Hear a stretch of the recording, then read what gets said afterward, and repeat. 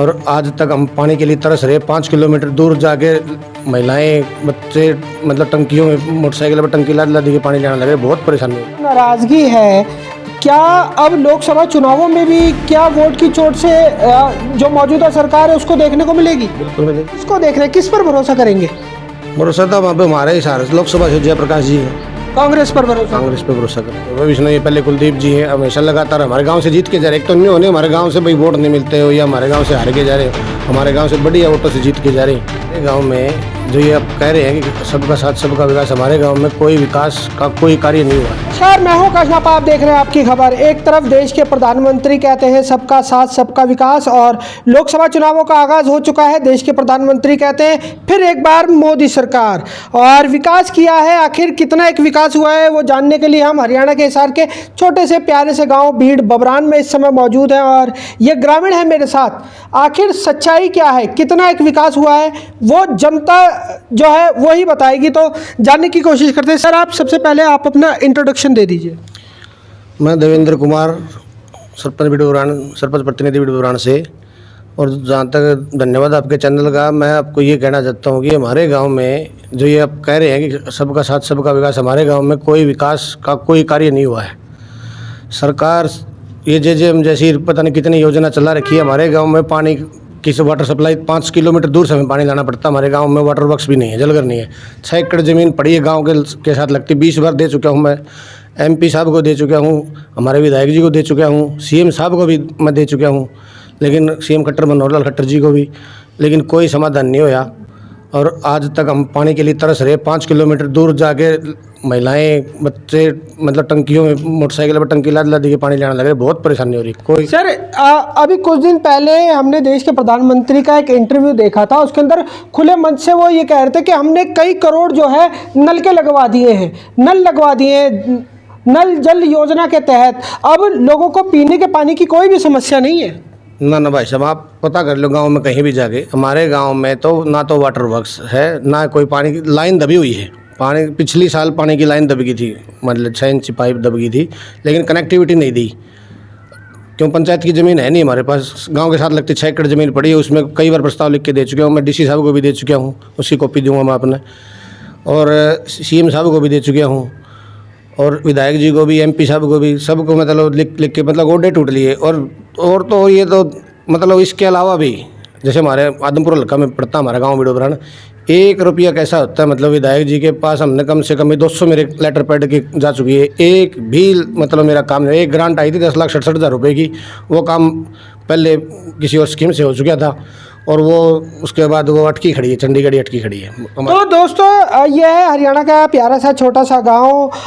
अगर आपके गांव में जिस प्रकार से देश के प्रधानमंत्री कह रहे हैं सबका साथ सबका विकास, क्या आपके गांव में जो है सबका साथ सबका विकास संपन्न हो पाया? एक बार कमेंट सेक्शन में मेरे को ज़रूर बता देना। अभी सर ये बताइए, जिस प्रकार से अभी लोकसभा चुनावों का आगाज़ हो चुका है, अब अगर हिसार लोकसभा सीट की बात करें, क्योंकि ये गाँव हिसार लोकसभा सीट के अंतर्गत आता है, क्या रणजीत चौटाला जो यहाँ से प्रत्याशी बनाए गए हैं भाजपा से, क्या आप लोगों की सुध लेने के लिए आए हैं? ना जी, कभी नहीं।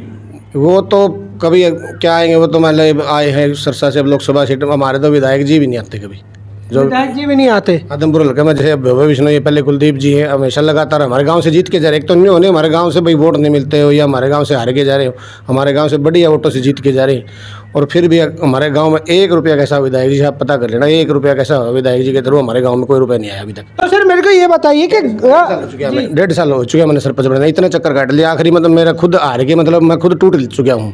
तो सर मेरे को ये बताइए, ग्रामीणों की अनदेखी सरकार में क्यों की जा रही है? तो क्या कह सकते हैं इस बारे में? अच्छा, यानी कि जो सरकार है वो सिर्फ शहरों का विकास कर रही है, गांव वालों से उनको कुछ लेना देना नहीं है, सिर्फ वोट लेने के लिए। मैं तो अपने गांव की बता सकता हूँ। मेरे गांव में मैंने विधायक जी को, एमपी साहब को, और विधायक जी धन्यवाद दी दौरा पर आए थे। उस टाइम एक टैंकर उठ के गए थे, और अभी दोबारा अभी कुछ दिन पहले अपने शादी का न्योता देना आए थे कुलदीप जी। तो उस टाइम में हमने कहा था माँ जी धन्यवाद करने आए थे। उस टाइम टैंकर उठ के गए थे, और आज साल भर हो गई उन बात ना, आप आज शादी का कार्ड देना है और अभी तक वो टैंकर आया नहीं हमारे पास। वो पीए को डांट फटकार लगती, पीए भी फ़ोन नहीं उठाते हमारे। अच्छा चलिए सर, ये बताइए, क्या ये जो नाराज़गी है, क्या अब लोकसभा चुनावों में भी क्या वोट की चोट से जो मौजूदा सरकार है उसको देखने को मिलेगी? बिल्कुल मिलेगी। बिल्कुल मिलेगी जी। मौजूदा सरकार को बिल्कुल, मैं जब आपको बता चुका हूँ कि हमारे बिल्कुल गोडे टूट चुके हैं भाई साहब, हम थक चुके हैं, हार चुके हैं बिल्कुल। मतलब हम लिख लिख के कागज़, कभी डीसी का चक्कर, कभी सीएम साहब का, चंडीगढ़ भी 4 चक्कर लगा चुका हूँ मैं। मेरी 10,67,000 रुपये की एक ही ग्रांट आई थी, वो रुक के खड़ी होगी। और मैं आपने दिखाऊंगा, वहाँ जहाँ जाते हैं वहाँ अपने पता है, वहाँ वो लालच करते हैं, आपने बोले आने की जो इतने लगेंगे, वहाँ ये कमीशन खोरी, मतलब बहुत भ्रष्टाचार है। चलिए सर, अब मेरा एक सवाल का और जवाब दीजिए। अब जो ग्रामीण है उनके पास विकल्प क्या है, क्या विकल्प है? अब बदलाव चाहिए जी, बदलाव ज़रूरी है। तो बदलाव के रूप में जो ग्रामीण है वो क्या देख रहे हैं, किसको देख रहे हैं, किस पर भरोसा करेंगे?